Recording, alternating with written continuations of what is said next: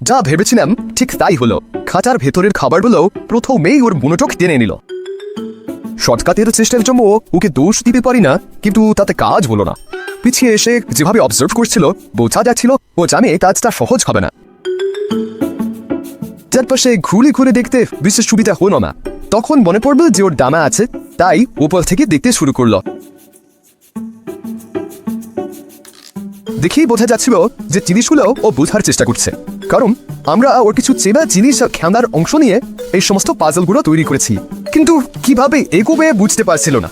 তারপর আমরা প্রথম পাজলটার আলো জ্বালাতেই ওর চোখ পড়ল আর সেদিকে এগিয়ে গেল। ওর প্রিয় কাছের বইটাও লক্ষ্য করলো। যা আশা করেছিলাম সেভাবেই সঙ্গে সঙ্গে ওটা তুলতে চেষ্টা করলো, কিন্তু পারল না। তাহলে এরপর কি করে? এই সময় আবার প্রথম মনে হলো যে নাগেটসগুলো হয়তো খোয়াতে হতে পারে, কারণ বাচ্চাদের মতো টেবিলের সমস্ত জিনিস দেখলো, কিন্তু ওদের মতো ভুল না করে সঙ্গে সঙ্গে আসল জিনিসে পৌঁছে গেল। যখন ভাবছি যে ও এই প্রতিযোগিতায় বাচ্চাদের হারিয়ে দেবে, তখন মনে পড়িয়ে দিল যে ওর ব্রেনটা আসলে আঙুরের সাইজের। আবার ধাবদার মধ্যেই পাথরটা ও কর্কের পাত্রে ফেলে দিল। আর কিছু ভুল করেছে বুঝে পাথরটা খালি বিকালে রেখে সামলানোর চেষ্টা করলো। তারপর যোগ্যতা প্রমাণের জন্য নতুনভাবে কাজে মন দিল। বুদ্ধি করে বনের ভেসে থাকার ক্ষমতা কাজে লাগিয়ে কয়েকটা পাথর কম ফেলেই কাজ উদ্ধার করবি তে ওর দেরি হলো না। সঙ্গে সঙ্গে সেন্সর সক্রিয় হয়ে 2 নম্বর পাজলের আলো জ্বালিয়ে দিল, যার মানে এবার সেদিকে যেতে হবে। আমাদের কাকের এনফ্রোজে পরের পাজলটার মতো একটা ফেকআপ ছিল। এটা করেছিলাম যাতে জিনিসগুলো চিনতে ওর সুবিধা হয়, কাজে গজিয়ে আসে। ও কাজ শুরু করে দিল, আর তারপরেই কাজ ফেলে ব্যালেন্স বিটটাকে কমপ্লিটেড পজিশনে আনবার চেষ্টা করতে লাগলো। কিন্তু পরের পাজলের আবুজাওতে লিমিট সুইচটার একটা স্থির সংযোগ দরকার, তাই এসব ছেড়ে ওর প্রথাগত চেষ্টা শুরু করে দিল। কোন কয়েনগুলো ডিশে রাখবে তারই অদ্ভুত রকম খুঁতখুঁতে। এত খুঁতখুঁতে যে ফিরে গিয়ে ওর প্রিয় কাঠের বলটা ট্রেতে রাখার জন্য নিয়ে এনো। আমি খুঁতখুঁতে এগোতে চাই না, ও ভালো কাজ করছিল, কিন্তু কাঠের বল আর মেটাল কয়েনের রিলেটিভ ডেন্সিটি নিয়ে ওর ধারণা একদম বেসিক। কাজ হলো না দেখে ও যেন অবাক হয়ে গেল। আর একটা পয়েন্ট আর অল্প একটু সাহায্যের মাধ্যমে লিমিট সুইচ সক্রিয় হলো আর আমাদের তৃতীয় পাজলে নিয়ে গেল, স্কুবিডু পোর্ট্রেট রুলেটে। মনে হলো ওর এনক্লোজারের ছবির সঙ্গে মিলিয়ে আমার মুখ চিনতে পেরেছে, কারণ তখনই আমার ছবির দিকে তাকিয়ে বারবার ডাকতে শুরু করে দিল। আমি কাকের ভাষা বুঝি না, তাও মোটামুটি নিশ্চিত এর মানে হলো তুমি নেমান গাইয়ের চেয়ে অনেক বেশি হ্যান্ডসাম। যথেষ্ট অনুভূতি প্রকাশের পর ও আমার ছবির নিচের ঘন্টা বাজিয়ে দিল আর পাইজোইলেকট্রিক সেন্সর সক্রিয় হয়ে $1 নোট বেরিয়ে পড়লো। এখন ওর হোম এনক্লোজারে টিস্যু বক্সে কাগজ ঢুকাচ্ছে, তাই ওকে সঠিক দিশা দেখাতে ক্যাশ গ্র্যাব পার্সনের ফ্লাইটগুলো নিজে থেকেই চলে উঠল।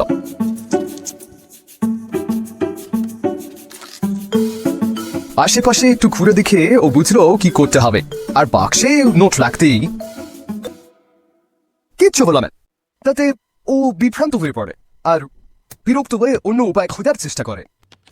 আমরা চেয়েছিলাম যে ও 3বার ঘন্টা বাজাক, যাতে প্রমাণ হয় যে আমার মুখ বেছে নেওয়াটা কাকতালীয় ছিল না। অবশেষে যখন আর কোনো মতবাদ জন্য না, তখন ও স্কুবিডু পোর্ট্রেট রুলেটে গিয়ে সমাধান খুঁজতে লাগলো। অবশেষে আবার আমার মুখের নিচের ঘন্টা গেল আর ডলারের নোট উড়ে এলো। তারপর আরো একবার, শেষবারের জন্য, যখন অবিশ্বাস্যভাবে টুথ পারফেক্টের মতো বাজপথে ওয়ান ট্র্যাকে নোটটা ধরে নিল। শেষ দুটো নোট বাক্সে রাখা ওর পক্ষে বেশ সহজ ছিল।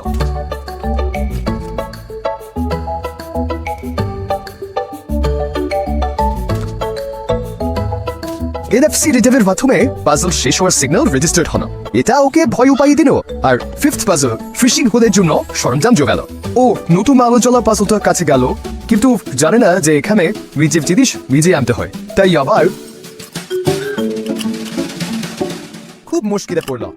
কিন্তু এবার পাজলগুলোর মধ্যে কার্যকারণ সম্পর্ক যেন বুঝতে পারলো। নিজেই আবার ক্যাশ গ্রবের কাছে গেল আর টুলটা নিয়ে এলো।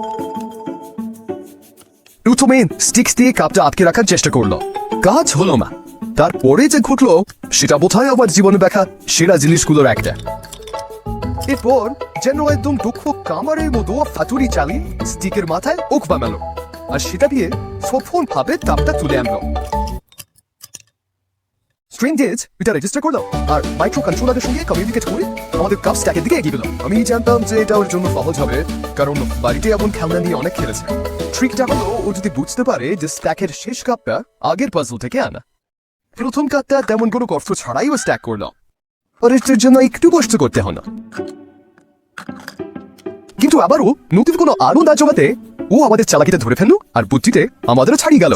একদম উপরের কাপটা নিয়ে এসে কপার টেপ সার্কিট কমপ্লিট করলো, যেটা ওকে সবার প্রিয় টুরিস্ট ট্র্যাপ পাজলের দিকে এগিয়ে দিল। এত দূর পৌঁছানোর পর এবার কিছুটা বিশ্রামও পেতেই পারে।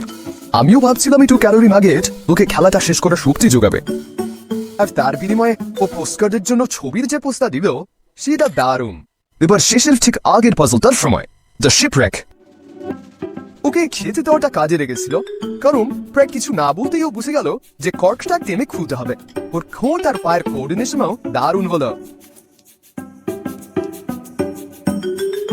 দড়ি টানতে টানতে জাহাজটা হেলে পড়তেই টিল্ট সুইচটা ইনপুট সিগন্যাল পাস করলো, আর আমাদের ফাইনাল বস দেখা দেবেন। যদিও এখানে শুধু ওর পাজল সলভের হাইলাইটস দেখিয়েছি, কিন্তু ওর সাহস ধরে রেখেছে, অথবা এগিয়েছে। এইটা সলভ করলেই ওর জয় একেবারে নিশ্চিত।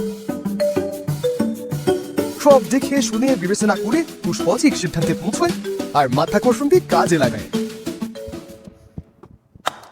আইয়ার মিটার বেরিয়ে আসে আর ফাইনাল সিগন্যাল দেয় যে এবার তার পক্ষী জীবনের সেরা খাবার উপভোগ করার সময়।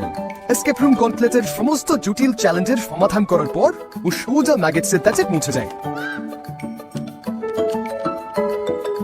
কিন্তু ওর পুরস্কারের খাবার শেষ হওয়ার আগেই আমাকে দারুণ একটা চমক দিল, যখন একটা ম্যাগেট সামান্য সসে ডুবে নিল।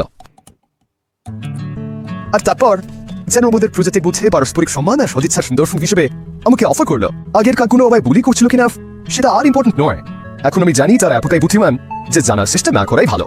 এখন যখনই খাবার অর্ডার করি জুসি নাগেটসের একটা প্যাকেট উপহার হিসেবে রেখে আসি। আমার মনে হয় এতে ওদের আর ওদের ভবিষ্যৎ প্রজন্মের সঙ্গে আমার সম্পর্ক ভালো থাকবে। আমার উদারতার গল্প ওরা ওদের উত্তরসূরিদের বলে যাবে। যাই হোক না কেন, প্রকৃতির কাছে গিয়ে পাড়ার সব পাখিদের খাওয়াতে ভালো লাগে। না জুম করো। ও নো, ওই কে আবার